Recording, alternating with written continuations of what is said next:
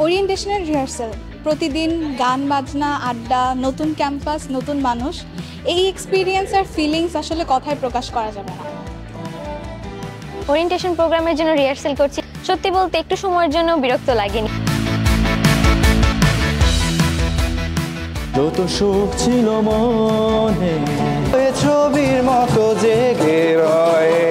সকাল থেকে সন্ধ্যা পর্যন্ত ভার্সিটিতে আছি এন্ড প্রত্যেকটা মোমেন্ট এনজয় করতেছি। হার মেনেছে দিনের আলো।